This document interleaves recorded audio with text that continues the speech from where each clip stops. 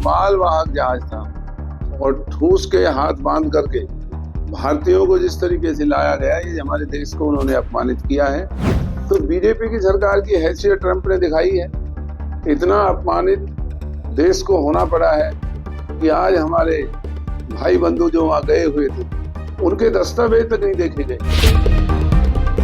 America से deport किए गए भारतीयों को लेकर देश की राजनीति गरमाई हुई है। यूएस से जिस तरीके से भारतीयों को एक अमेरिकी मालवाहक जहाज में हथकड़ियां पहनाकर लाया गया, उसे बेहद अपमानजनक बताकर विपक्ष भाजपा सरकार पर हमलावर है। वरिष्ठ कांग्रेस नेता और पूर्व कैबिनेट मंत्री करण दलाल ने प्रधानमंत्री नरेंद्र मोदी को आड़े हाथों लेते हुए कहा कि अमेरिकी राष्ट्रपति डोनाल्ड ट्रंप ने उनकी सरकार की हैसियत दिखा दी है।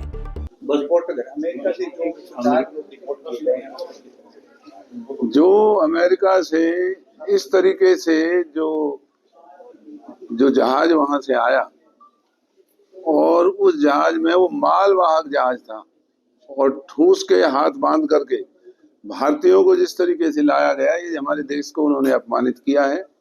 लेकिन बीजेपी की कायर सरकार अभी तक एक शब्द भी उन्होंने ये नहीं कहा है कि ये इतनी बड़ी ज्यादती हमारे देश के साथ क्यों हुई।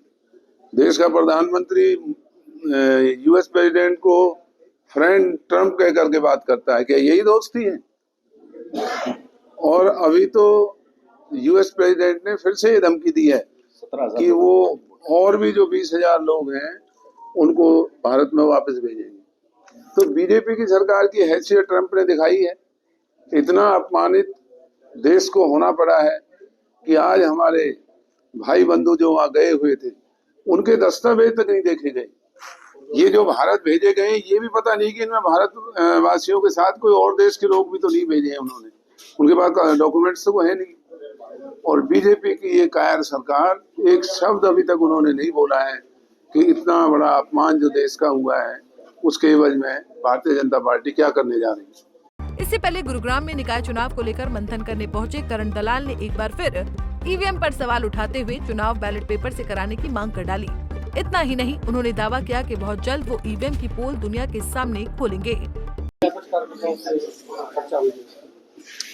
आज जो जिला गुड़गांव कांग्रेस कार्यकर्ताओं की बैठक में निकाय चुनाव के बारे में बैठक थी, मैं और हमारे अशोक गर्ग जी सहप्रभारी, हम दोनों ने और हमारे जितने भी पूर्व मंत्री कटारिया साहब, हमारे उम्मीदवार सभी और इलाके के जो कांग्रेस के कार्यकर्ता हैं, सबने ये मन बनाया है कि हम पार्टी को ही कहें कि ये चुनाव सिंबल के ऊपर होना चाहिए और जो ईवीएम के बेईमानी पिछले दिनों विधानसभा में देखी गई, तो हम पार्टी को ये भी कहने जा रहे हैं कि पार्टी हरियाणा सरकार को या देश की और भी जो अन्य जो प्रजातांत्रिक हस्तियां हैं उनको ये कहें कि ये चुनाव ईवीएम का ना होकर के मतपत्र से होना चाहिए, क्योंकि ईवीएम की साख को बीजेपी ने खत्म कर दिया।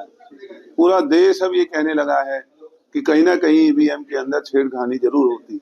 वरना पिछले दिनों विधानसभा में कांग्रेस की सरकार हरियाणा के लोगों ने बनाई थी, हमारे उम्मीदवार सब जगह जीते हुए थे, लेकिन 28 विधानसभा चुनाव क्षेत्रों को ईवीएम के माध्यम से हराया गया।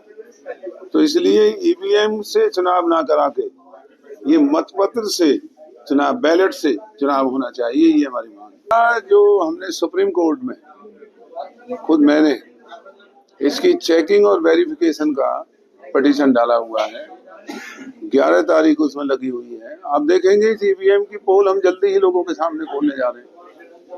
बता दें कि करण दलाल हरियाणा कांग्रेस की उस कमेटी की अगुवाई कर रहे हैं जो विधानसभा चुनाव में ईवीएम में हुई कथित गड़बड़ी की जांच कर रही है। ईवीएम को लेकर कमेटी क्या रिपोर्ट देती है, देखना दिलचस्प होगा। गुरुग्राम से पवन कुमार सेठी, पंजाब केसरी टीवी। हमसे जुड़े रहने के लिए हमारे YouTube चैनल को सब्सक्राइब करें और नई वीडियो की नोटिफिकेशन के लिए बेल आइकॉन को दबाएं। अगर आप ये वीडियो Facebook पर देख रहे हैं तो लाइक जरूर करें और ज्यादा से ज्यादा शेयर करें। धन्यवाद।